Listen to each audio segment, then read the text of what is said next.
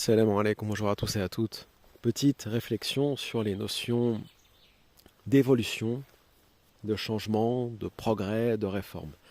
Ce sont des mots qui reviennent souvent au cours de l'existence, dans la vie des humains, et quel que soit le courant de pensée, la religion, les idées des humains, on leur reproche souvent pour certains, et en fait c'est tous, puisque tout le monde change à un moment donné de sa vie, soit parce qu'on est fatigué de dire toujours la même chose, soit parce que vos enfants vont vous changer, soit parce que les circonstances de la vie font que vous allez changer, ou soit aussi tout simplement parce que en lisant, en vous intéressant à des choses que vous ne connaissiez pas, en vous penchant sur des ouvrages, sur des écrits, sur des textes différents de ce que vous connaissiez, à travers votre perspective habituelle, que vous soyez croyant, athée, peu importe, vous changez. Dans le cas de l'islam, dans le cas des musulmans, je pense qu'il est important d'arrêter de croire que le moindre croyant ou la moindre croyante qui change et qui évolue a forcément trahi ou a peur ou je ne sais quoi. Il va falloir se rendre compte, ou cherche la facilité, je l'ai souvent entendu ça aussi. Il va falloir quand même se rendre compte que quand on évolue dans la vie, c'est pas pour faire plaisir ou pour déplaire aux uns ou aux autres. Si vous agissez pour déplaire à vos parents, vos proches, etc., c'est une attitude de rébellion classique, mais ça ne sert à rien puisque ce n'est pas vous. Vous le faites pour les autres. Quand vous choisissez de vous rapprocher de tel ou tel courant de pensée, de tel ou tel parti politique, etc., parce qu'ils sont dominants, puissants et ainsi de suite, bon là, incontestablement, vous êtes dans une démarche qui consiste à plaire aux autres, à plaire à ceux qui ont la force, la puissance. C'est tout aussi détestable. Enfin, c'est plus détestable que les autres, puisque vous allez vous faire passer pour un vendu, un traître, et ça, effectivement, c'est profondément détestable. Quel que soit le courant de pensée, par ailleurs, encore une fois, on ne trahit pas ses idées pour de l'argent ou pour le pouvoir. D'ailleurs, le pouvoir est détestable. Et on le voit tous les jours, et partout, dans tous les pays du monde entier. Et ça a toujours été, et hélas, ça va continuer.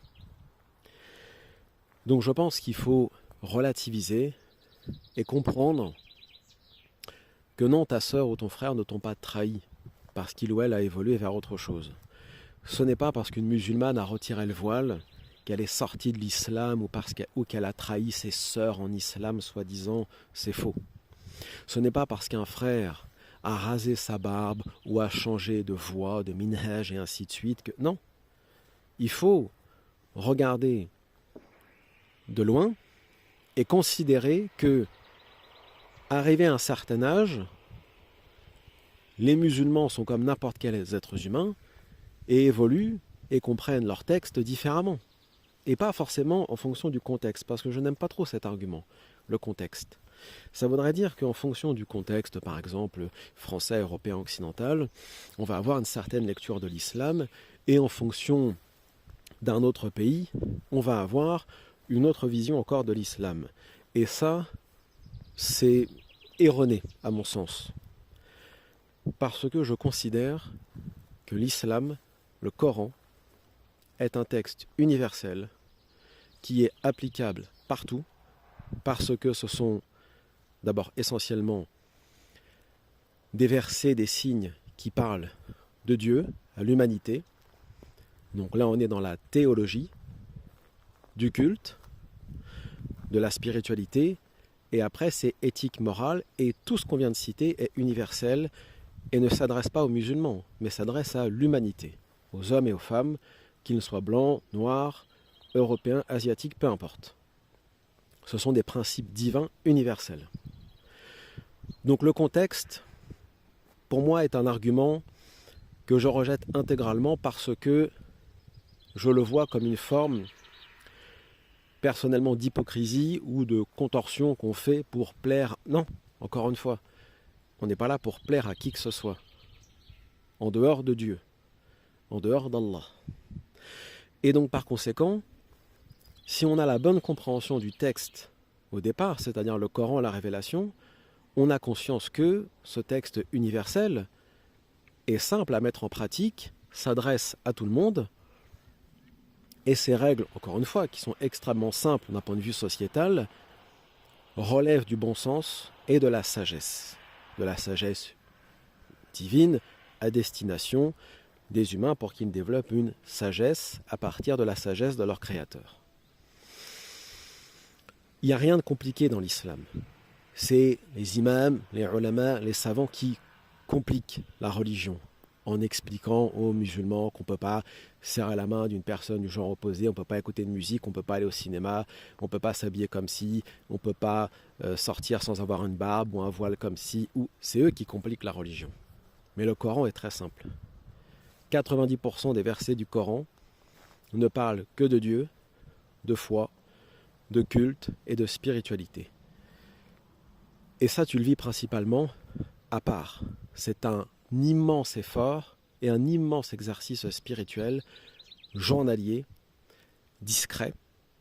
C'est ça qui est important, parce que on n'expose pas sa foi, sauf si on est dans une forme d'orgueil ou d'ostentation, ce qu'on appelle riya, qui est qualifié de petit shirk, de petite idolâtrie par la plupart des ulama, sur la base d'un texte, d'un hadith.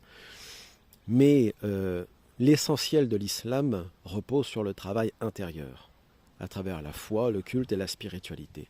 Quant à l'éthique, la morale et les règles, si on regarde bien, si on est honnête, si on prend le Coran, ces règles ne sont pas complexes et n'enferment pas les humains, parce que ce sont des règles universelles. Et on parlera de ça plus tard, Inch'Allah, mais les règles sociétales présentes dans le Coran ne sont pas des règles, disons, à destination seulement des musulmans. Même certains considèrent qu'il y a une jurisprudence des minorités, soi-disant en terre d'islam. Vous savez ce qu'on appelle les ahlud-dimma, les gens que certains qualifient de la dhimmitude. Moi, je réfute tout cela, je renie tout cela intégralement, parce qu'il n'y a absolument aucun verset du Coran qui impose. Alors certains vont me citer la jizya, on en parlera. Certains vont parler de l'interdiction du mariage avec les non-musulmans, etc. Bon, il n'y a pas de cette jurisprudence en islam. Sauf si on se base effectivement sur des hadiths ou sur des avis, 4 écoles, etc. Mais dans l'absolu, ça n'existe pas. Car tout est universel dans le message coranique et ça s'adresse directement à l'ensemble des humains. C'est l'humanité entière qui est appelée à faire un retour vers le Très-Haut, vers un monothéisme pur, débarrassé de toute forme d'idolâtrie, de polythéisme, de paganisme, de superstition, etc., etc., de retourner vers un culte pur et authentique et fédérateur et une vraie spiritualité au quotidien. Quant au reste, les règles dont on a parlé par exemple, eh bien, on peut les interpréter de différentes façons parce qu'il n'y a aucun consensus en fait. Ça, c'est un autre sujet. Mais en tout cas, sur la lecture des textes, ne jugez pas vos frères et vos sœurs qui ont changé. Les gens changent, c'est normal. Et ce n'est pas que pour chercher la facilité, ou parce qu'il n'y a rien de facile dans l'existence. Même quand on cherche à se faciliter, on peut même apostasier. On peut apostasier, on peut abandonner l'islam. Est-ce que pour autant on aura une vie facile? Non. Parce que si le système vous déteste, eh bien ça ne changera rien. Si vous ne rentrez pas dans telle case ou dans tel tiroir, eh bien ça ne changera rien pour vous. À partir du moment que vous n'avez pas les bonnes opinions, ou que vous ne rentrez pas dans les rangs comme il se doit, que vous soyez musulman ou pas, ça ne change absolument rien. Vous pouvez demain abandonner l'islam, devenir militant LGBT, ce que vous voulez. Si à un moment donné, vous ne collez pas avec le système, eh bien, voilà, ça ne changera absolument rien. Donc, de toute façon, même ceux qui cherchent désespérément la facilité, qu'ils soient des croyants ou pas, font face à des épreuves. Personne ne peut fuir les épreuves. Tout le monde subit des épreuves. La yukallifu Allahu nafsan illa wus'aha. Et Dieu, Allah, n'attribue à une âme que ce qu'elle peut supporter. Donc, tout le monde subit des épreuves, changement ou pas.